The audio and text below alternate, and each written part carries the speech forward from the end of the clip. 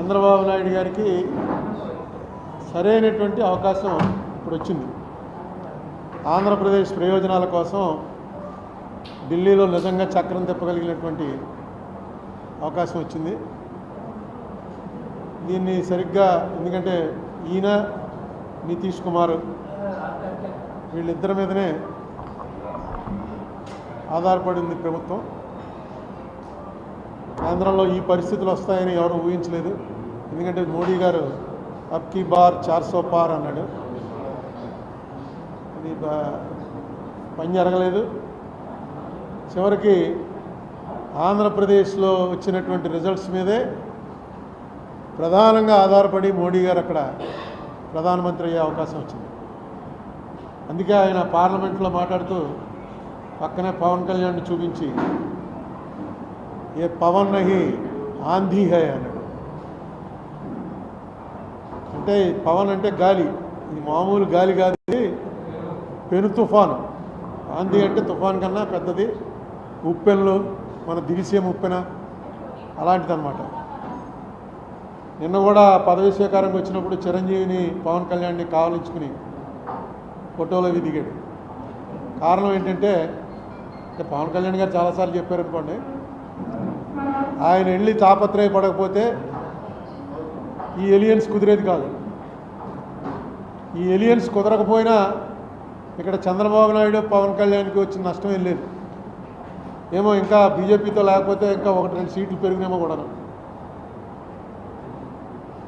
మోడీకి మాత్రం ఈ ఎలియన్స్ లేకపోతే ఏమోనో రిజల్ట్ వచ్చాక తెలిసింది. 293లో 21 తీసేస్తే ఒక్క సీట్ ఎక్స్ట్రాలో ఉంటాడు. 1-2 వచ్చిన వాళ్ళు దాదాపుగా 30 మంది దాటున్నారు.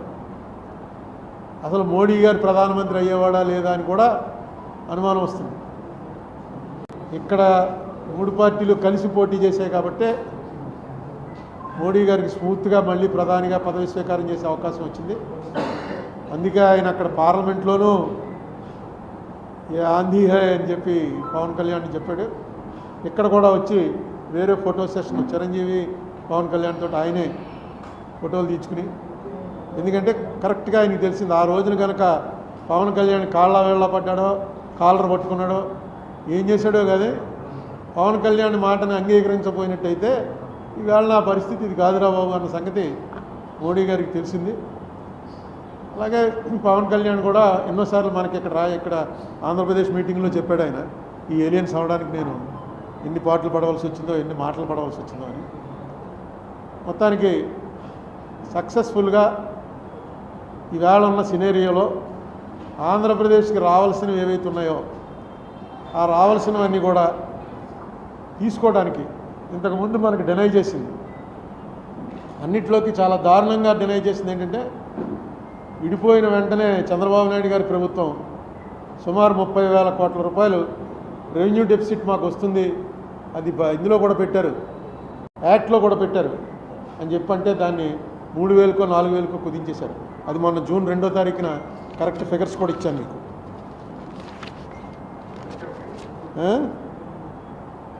32,25 రూపాయలు ఏపీ గవర్నమెంట్ వారు అడిగితే లెక్కలేసి అనుకూలంగా స్పెషల్ కేటగిరీ స్టేటస్ విషయంలో కానీ, పోలవరంలో కానీ, విశాఖ స్టీల్ ప్లాంట్ విషయంలో కానీ, రైల్వే జోన్ విషయంలో కానీ, కడప ఉక్కు factory, Dugarajapatnam port, Kakinada petro complex, ఒక అగ్రికల్చర్ యూనివర్సిటీ, షెడ్యూల్ 9, షెడ్యూల్ 10లోని ఆస్తులు, ఇవన్నీ కూడా మీకు ఆ సమర్థత ఉంది, మీకు ఎందుకంటే ఎక్స్పీరియన్స్ ఉంది, అందరూ తెలుసు. అక్కడ ఈ సమయంలో మీరు రావటం, ఇంత పెద్ద మెజార్టీతో రావటం, దీన్ని ఆంధ్రప్రదేశ్ స్టేట్కి అనుకూలంగా మార్చేటువంటి ప్రయత్నం మీరు చేస్తారనే నమ్మకం ఉంది. చేయడానికి కావాల్సిన శక్తి మీకు రావాలని కోరుకుంటున్నాను.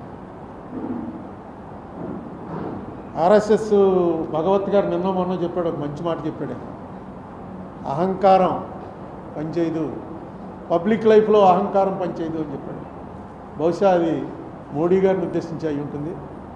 ఆయన 400 పార్ ఇవన్నీ కూడా ఎలక్షన్ టైంలో చెప్తాం మనం, మాకు 3 లక్షల మెజార్టీ వస్తుంది, 30 లక్షల మెజార్టీ వస్తుందని. కానీ ఆయన ఒక మాట మాత్రం ఆఖరి ఫేజ్ ఎలక్షన్ జరగాల్సి ఉండగా ఒక మాట చెప్పాడు. అది ఆశ్చర్యం అన్నమాట. సాక్షాత్తు మనకు అవతార పురుషులు కూడా ఎవరు చెప్పలే ఆ మాట. ఆయన ఏమన్నాడంటే, నేను మామూలుగా అందరూ పుట్టినట్టు తల్లిదండ్రుల కలయిక వల్ల పుట్టినట్టుగా నాకు అనిపించట్లేదు, భగవంతుడు నన్ను వేరే పంపించాడు, ఏదో పని మీద ఇక్కడికి పంపించాడు, అందరినీ భగవంతుడు పని మీదే పంపిస్తాడు. ఆ మాట మనం అనుకోవడం కాదు, ప్రజలు అనాలి ఈయన కారణ జన్ముడండి అని. ఎప్పుడైతే ఆయనే అనుకుంటున్నాడో దానికి ఒక జబ్బు కూడా ఉంది సైకియాట్రీలో, మెగలోమానియా అంటారు. అంటే తనని దేవుడి కింద భావించుకునేటువంటి జబ్బు అది. అదేంటో చాలా విచిత్రంగా ఆయన అలా అంటాడు అనుకోలేదు. ఎందుకంటే ఆయన చాలా గొప్ప స్పీకర్. ఆయన ఇవాళ భారతదేశంలో ఆయన్ని మించి హిందీలో స్పీచ్ ఇవ్వగలిగినటువంటి మనిషి ఇంకోటి లేడు.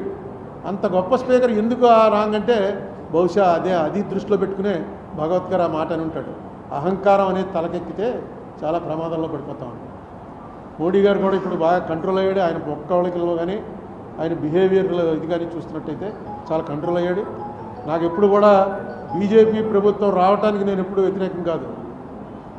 ప్రతిపక్షం కూడా బలంగా ఉండాలి. ప్రతిపక్షం లేని డెమోక్రసీయే కాదు.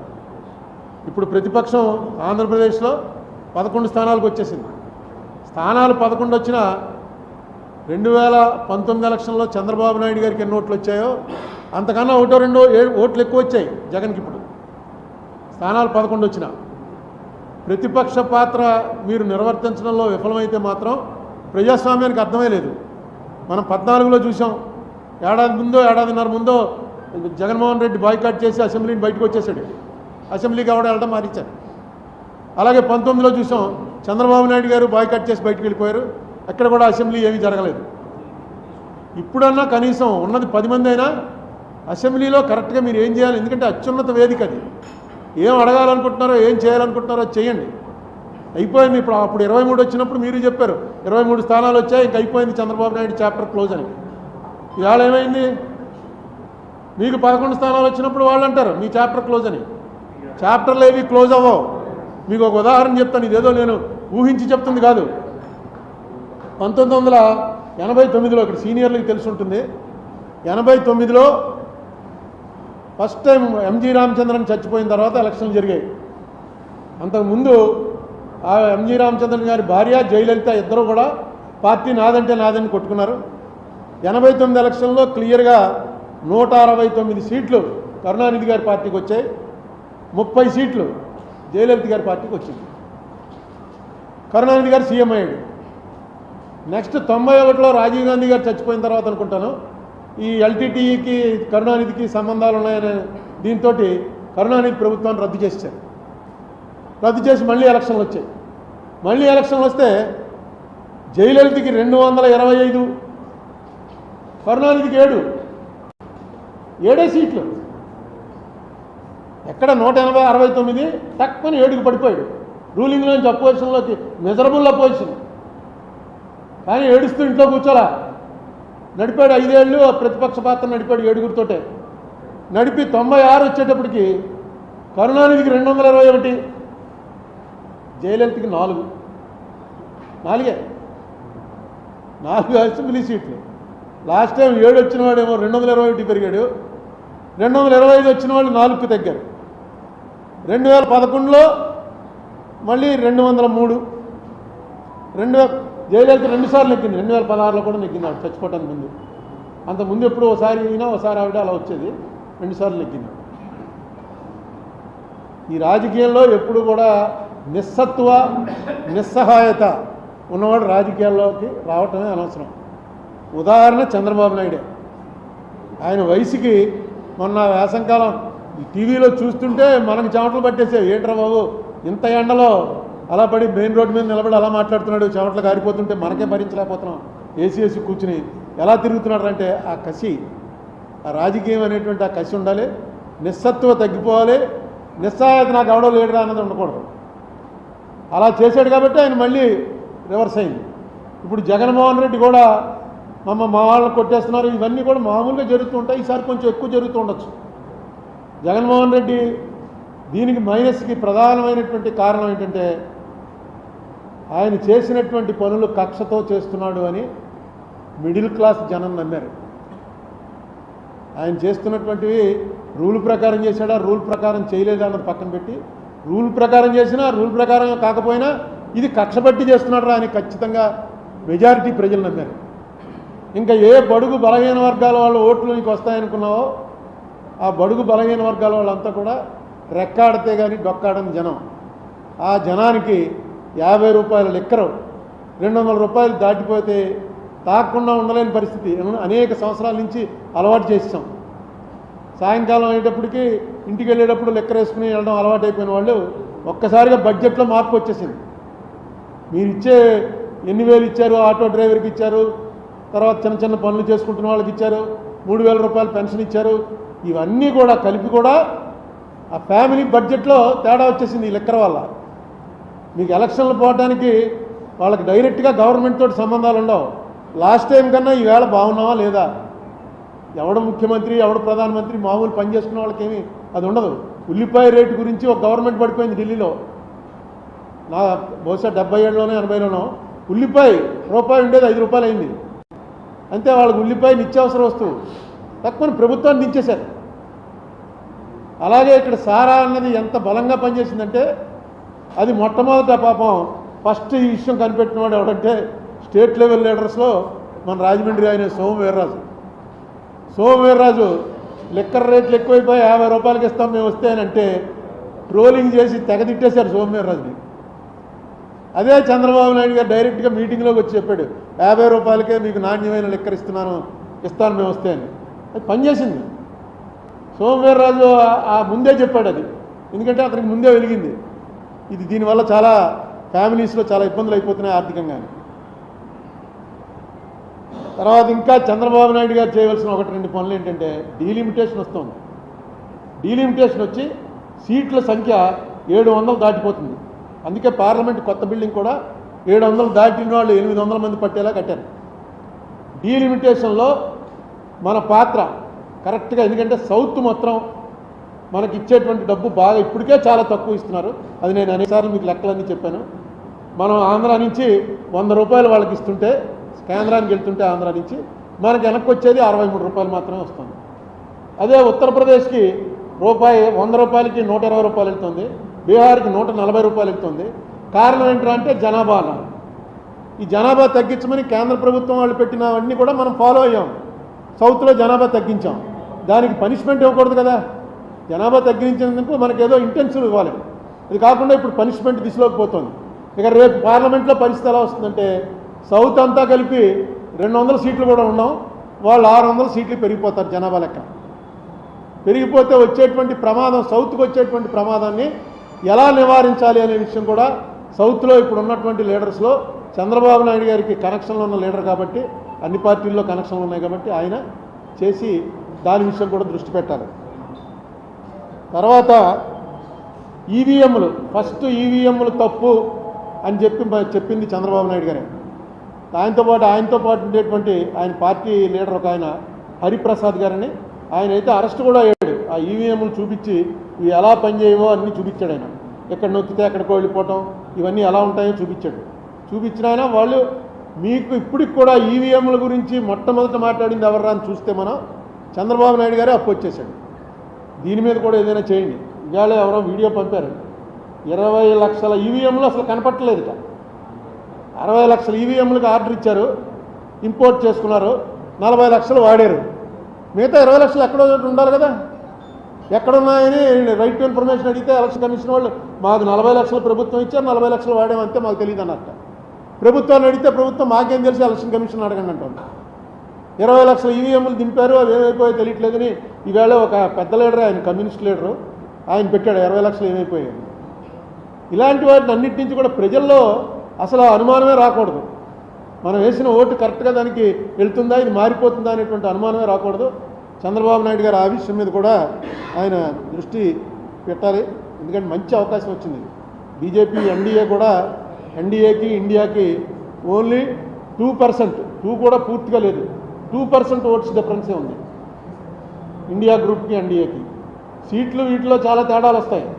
సీట్లు బట్టి కాకుండా ఓటింగ్ చూసుకుంటే ఎన్డీఏకి దీనికి కేవలం 2% కూడా పూర్తిగా లేదు, 1.9% తేడాలో ఉన్నారు. ఇది మంచి అవకాశం. ఈ మంచి అవకాశాన్ని చంద్రబాబు నాయుడు గారు సద్వినియోగం చేసుకోవాలని కోరుకుంటున్నా. మనకు కూడా ఇక్కడ ఇటువంటి వీళ్ళు కూడా వైసీపీ వాళ్ళు కూడా ఏం డిస్కరేజ్ అవ్వాల్సినటువంటి అవసరం లేదు. 26 సీట్లు వచ్చాయి. గుర్తు చేసుకోండి, 94లో నేను ఫస్ట్ అసెంబ్లీకి పోటీ చేసినప్పుడు పివి నరసింహారావు గారు ప్రధానమంత్రిగా ఉండగా ఇక్కడ కాంగ్రెస్కి వచ్చినటువంటి సీట్లు 26 మాత్రమే. ఏది 294కి 26, 296కి 26 వచ్చింది. మళ్ళీ ఎలక్షను 96 నుంచి 99లో కొంచెం పెరిగాం. 2004 వచ్చేటప్పటికి 181 సీట్లతో అధికారంలోకి వచ్చాం. రెండే పార్టీలు ఉన్నప్పుడు, ఇప్పుడు రెండే పార్టీలు ఉన్నాయి ఇక్కడ. మిగతా పార్టీలు ఎవడో ఒకటి జారపడాలి. ఒకటి జగన్మోహన్ రెడ్డి పార్టీ, ఒకటి నారా చంద్రబాబు నాయుడు పార్టీ. ఈ రెండే పార్టీలు ఉన్నప్పుడు ఇలాంటివి సాధ్యం అవుతాయి, వన్ సైడ్గా ఇటో వన్ సైడ్గా అటో. కాబట్టి వీళ్ళు డిస్కరేజ్ అయిపోక్కర్లేదు. వాళ్ళు కూడా ఏదో ఇంక అయిపోయింది, స్మాష్, ఇంక జగన్ పార్టీ క్లోజ్ అయిపోయింది, ఇంకా మనమే అని వాళ్ళు అనుకోక్కర్లేదు. ఇక్కడ ఈవేళ ఉన్నటువంటి వాతావరణం చంద్రబాబు నాయుడు గారి ఎక్స్పీరియన్స్ తగ్గట్టుగా రైట్ టైంలో రైట్ డెసిషన్ వచ్చిందని నేను అనుకుంటున్నాను. ఎందుకంటే ఇదే పాత్రలో ఇంకొకళ్ళు ఎవరైనా ఉంటే ఇంత బాగా ప్లే చేయలేదు. అంటే చేస్తారని నేను అనుకుంటున్నాను. ఇప్పటివరకు ఏమీ మొదలవలేదు, ఇంకా మంత్రివర్గం ఎవరెవరికి ఇచ్చారో కూడా తెలియలేదు. కానీ ఖచ్చితంగా చంద్రబాబు నాయుడు గారి ఇంపార్టెన్స్ ఢిల్లీలో చాలా పెరుగుతుంది. చంద్రబాబు నాయుడు అండ్ నితీష్ కుమార్ వాళ్ళు చెప్పినట్టుగా నడవలసినటువంటి అవసరం బీజేపీ మోడీ గారికి ఉంటుంది. దాన్ని ట్యాక్ట్ఫుల్గా స్టేట్ ఇంట్రెస్ట్కి చేసుకోవడంలో ఆయన కనుక కరెక్ట్గా పెడితే డెఫినెట్గా సక్సెస్ అయ్యే అవకాశం ఉంది. అలాగే ఇప్పుడు ఆయన శిష్యుడే రేవంత్ రెడ్డి, శిష్యుడు అనొచ్చలేదో లేకపోతే కొలీగు, రేవంత్ రెడ్డి పక్కన సీఎం అయి ఉన్నాడు. ఆయనతో కూడా షెడ్యూల్ 9, షెడ్యూల్ 10 వెంటనే సెటిల్ చేసుకోండి.